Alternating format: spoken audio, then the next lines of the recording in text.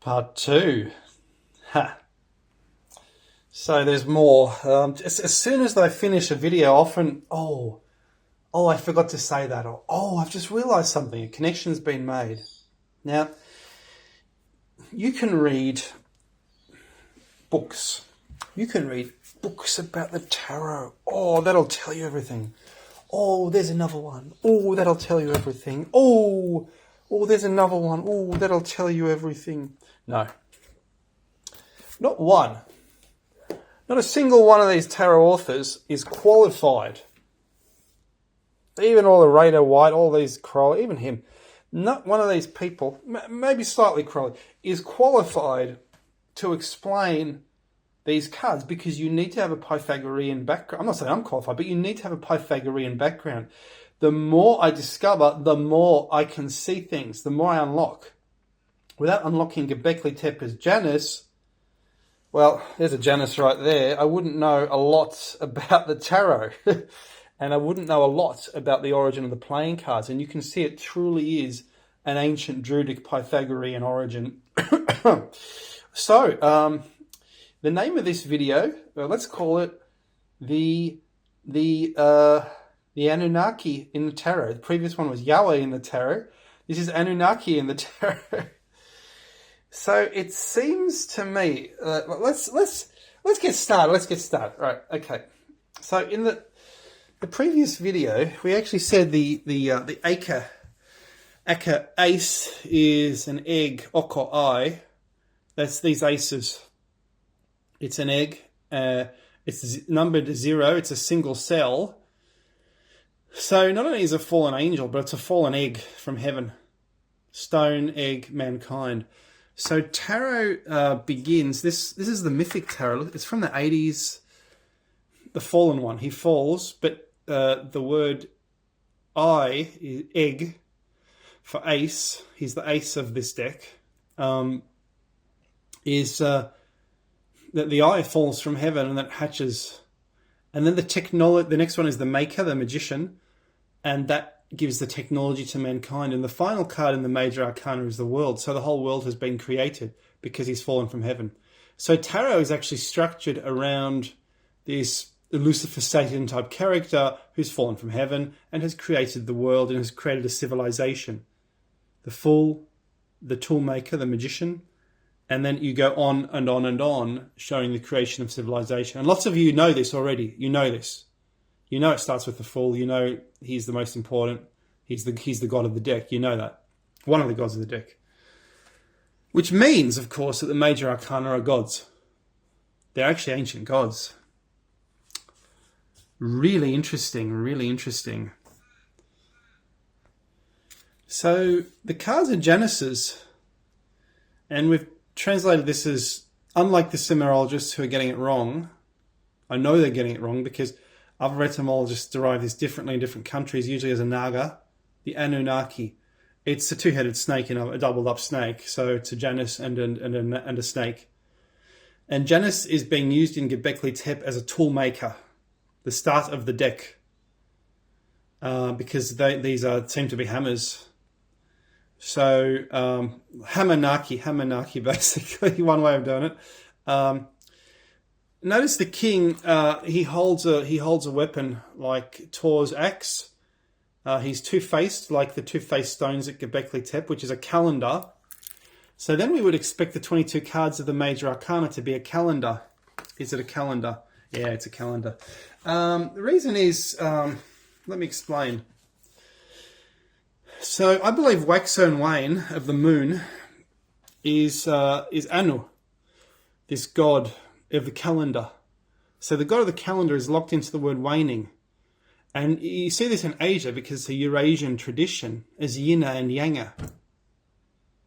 So, and it's therefore tarot is a circular calendar game originally. In addition, 22 major arcana implies 12 wanes and 12 waxes in the year. That magical 12. Now, in Old English, this is how we know it's Janus, because it has two different meanings. It can mean arrive, or it can mean diminish and go away, or it can mean arrive, venio, Wenarunt in the Bayeux Tapestry, and they arrived on their chariots and armour, with their horses and armour.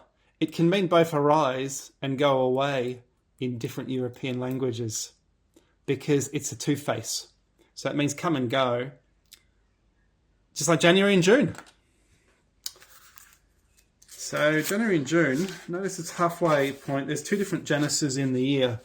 So January and June, so you have a waxing and depending on the season. For me, it's I suppose it's waxing going into summer, but for you that would be waning. But anyway, there's the two Januses of the year, and one happens to be at the halfway point. Coincidence? I don't think so. This is an old system. June has to be there.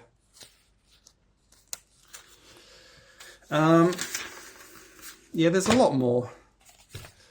There's way more. So the king holds a weapon like the Kern giant, the Kern Abbas giant. That is like a tarot card on the hill. We've said that's Sal, but he's also Janus, because he put Januses on hills, clearly at the Beckley tip. And if I didn't see that, I wouldn't see some of these things, and I'd be making a different video, you see. So you need to know things to know the etymology. You need to know ancient mysteries. You need to know Pythagorean Druidism and their mythology to get the correct etymology, to work out how the tarot cards work, how the darts work, how the chess works, how all the ancient games work. Or you're just whistling in the wind and you're writing a book all about ancient mysteries and how tarot works. And they say, it's a book of Thoth. It's a book of Thoth. No, it's a book of Tor. Tor. The bull. Firstly, that means bull, and secondly, it means Thor. It's Thor on the hill, the Tor, the Göbekli Tepe, the Tor god with the hammers on the hill. The ruler. That is Tor. On the hill. That's him. Fallen angel. Also mixed up with Janus.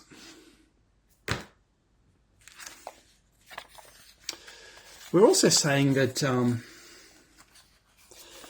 there are too many saints. I'm trying to find out how many original saints that there were. I don't think I'm going to be in luck, but now there's enough saints to have a feast day every day.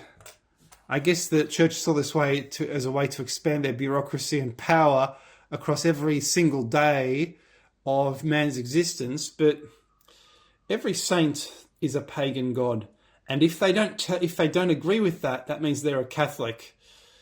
Or that means, they're a real Christian or a real Catholic. I'm a bit of a heretic, but I'm a Catholic, and I absolutely love the saints. And you'll notice something. It's always an image of a pagan god with a Christian explanation. That's what you often see.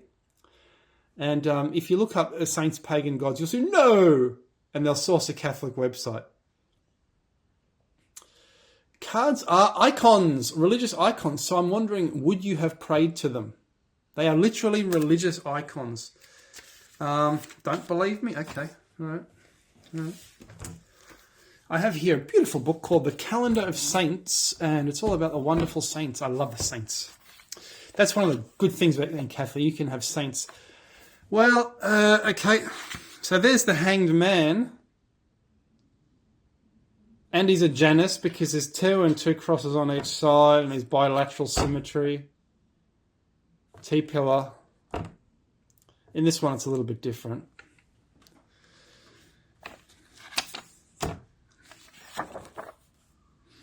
There's another form of the Hanged Man. He's been absolutely speared.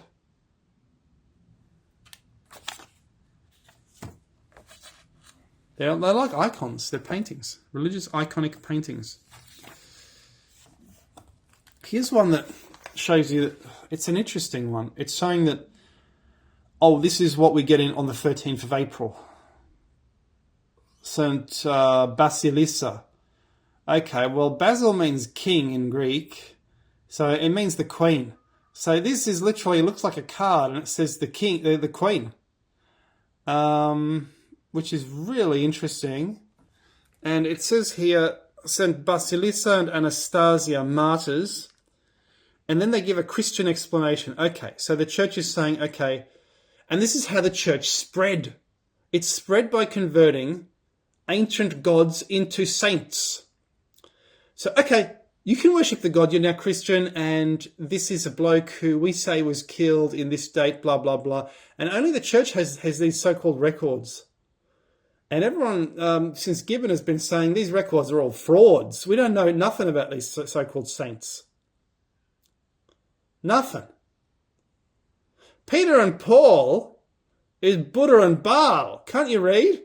Not you guys. You guys can read, but I mean, can't they read? It's Buddha and Baal. They've been converting ancient gods into Christianity to spread Christianity since time began.